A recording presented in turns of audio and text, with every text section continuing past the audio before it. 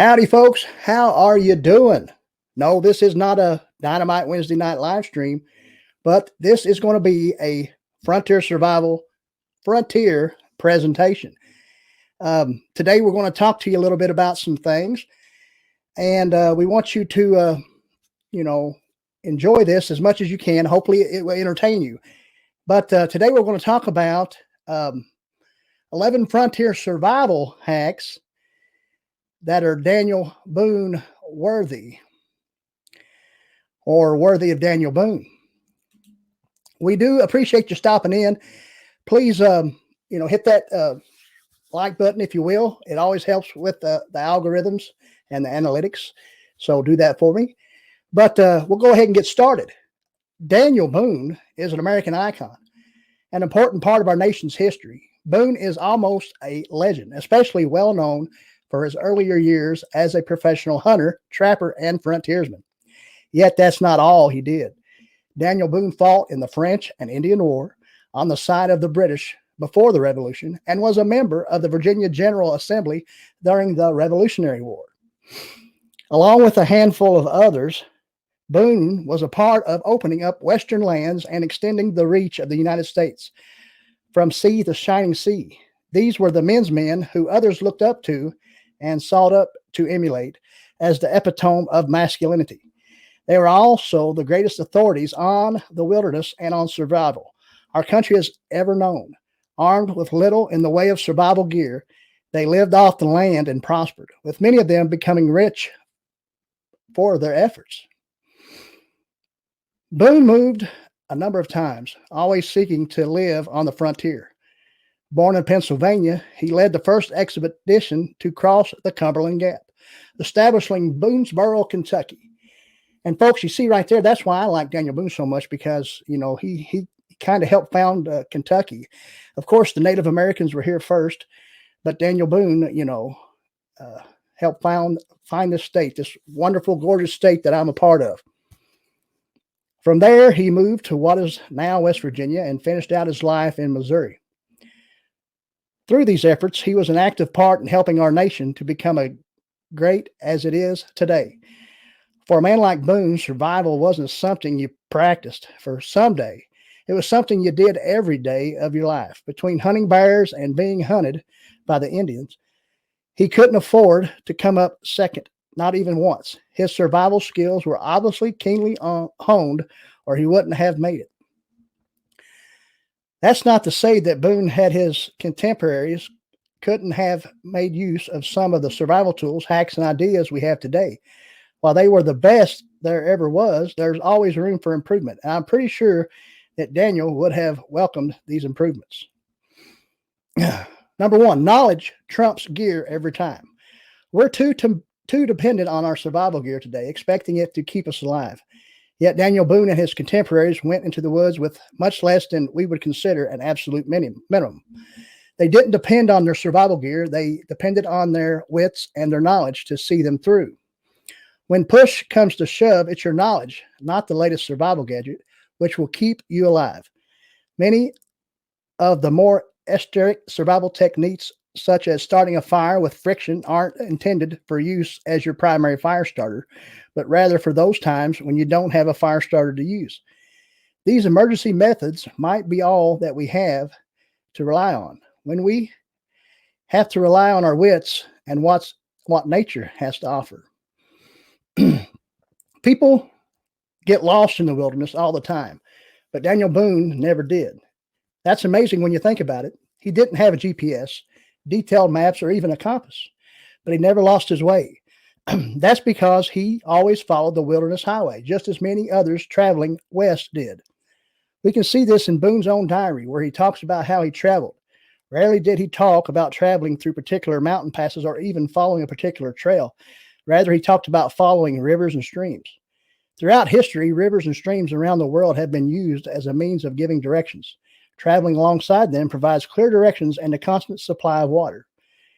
If you're lost and you can find water, you can find civilization. All you have to do is follow that water downhill until you find people. It may take a while, especially in some parts of the country, but you'll always find cities and towns alongside any water course. Number 3, know the game you hunt. Hunting today has become about baiting the game with seed corn and waiting in a blind to shoot them. I seriously doubt that Boone would consider that hunting. He didn't have seed corn to use, and I doubt he ever built any sort of blind. Instead, Boone understood the game he was hunting. He would know how they lived and their habits. Based upon that knowledge, he would know where to look for the game. All he had to do was stake out the animal's food sources, and they would eventually come right to him. Next on the list, always cook meat well. They didn't understand the causes of disease in Boone's day. Louis Pasteur hadn't done his breakthrough work on bacteria, nor had he developed the concept of pasteurization. People cooked and ate meat along with whatever parasites that meat might carry. Sometimes they got sick, and sometimes they even died. The incidence of parasites in domestic meat has been greatly reduced through the years, preventing much of the disease associated with poorly cooked meat. But you can't count on that with wild game meat that you hunt or trap yourself. Rather, you need to assume that the meat is contaminated and cook it well. Forget about medium rare. We're looking for well done here. The core of that meat needs to be over 160 degrees Fahrenheit to be safe to eat. To make sure of that, cook it until the center is brown. Next on the list, we're talking about the fire pot. Starting a fire repeatedly can be a problem, especially in inclement weather, and even more so if you don't have a good fire starting method available to you. Back in Daniel Boone's day, they started a fire with flint and steel, which is even harder to use than a ferro rod. Rather than always restarting fires, many people carried coals from their last fire with them, keeping them in a fire pot, a clay pot, just for the purpose. This pot often had a woven or heavy cloth cover, allowing it to be handled safely and hung off of a pack animal or a wagon. As an alternate, if a fire pot isn't available, a cone can be made out of bark, with the rough side out. Wet the outside of the bark to help keep it cool so it doesn't ignite. Then put coals in the fire cone to carry them. While this will only work over short distances, it does provide a means of moving a fire if your campsite is being reorganized or moved a short distance.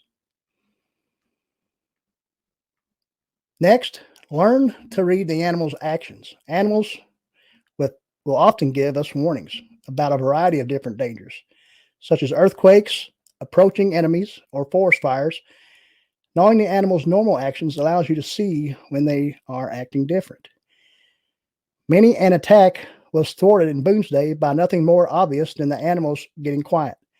Sensing the danger, the animals would stop their normal chatter, thinking that they might be in danger. For those who were aware, that quiet was as good as an alarm going off.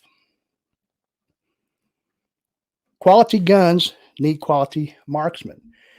Boone lived in a time when the best gun of the day was the Kentucky long rifle. Compared to the muskets so common in the Revolutionary War and earlier, this was an engineering marvel, much more accurate at longer distances than anything else available. But compared to the day's firearms, the Kentucky wasn't all that great. It didn't have the power or range of our modern hunting rifles.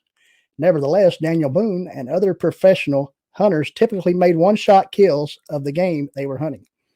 That was a requirement for them, so that the Indians that wanted to hunt them down and get rid of them couldn't find them. One shot is hard to pinpoint, but two will tell them where you are. If we spent more time working on our marksmanship and less time on tricking out our guns, we could probably all become marksmen of the caliber of Boone. Yet most of us won't spend that much on ammo and range fees, even while we are spending a fortune doing cosmetic work to our guns.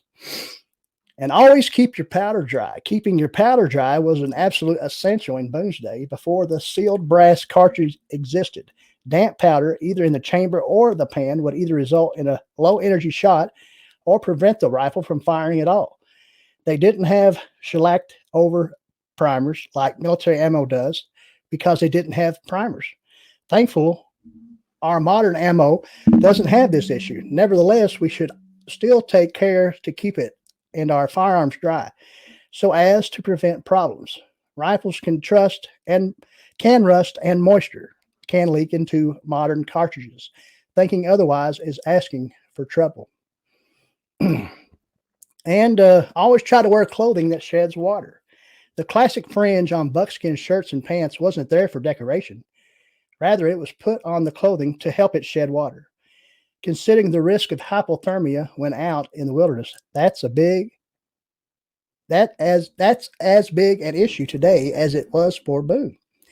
This doesn't mean that you need to add buckskin fringe to all your hunting shirts, but you should always select and buy your clothing with the need to keep dry in mind. Whether we're talking about your own perspiration or a sudden rainfall, you want to dry off as soon as possible before your body core temperature can start dropping. When in the wilderness, shed your civilization. Frontiersmen, and especially mountain men, were known for being a bit uncivilized.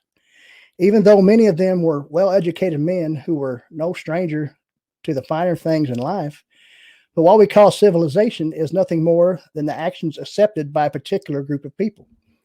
When we are no longer with that group of people, that set of actions no longer applies. I've spent a considerable amount of time overseas, especially in Mexico. Through that, I found that the old rule of when in Rome, do as the Romans do make a lot of sense. Why? There are lines I won't cross. There are many things I do which I don't do when at home. Now, this is the author talking, of course. The wilderness has its own set of rules, and those aren't the rules of polite society. So when in Rome, for Boone, part of that included fighting with the Indians who saw him as encroaching on their hunting lands. He couldn't negotiate with them or enter into a business partnership. He had to outfight them by their rules. Otherwise, we wouldn't have survived. And expect the unexpected. Be aware. Nature doesn't operate by a script, and if it did, it wouldn't be a script of our choosing. You can encounter a constant string of unexpected occurrences while out in the wild.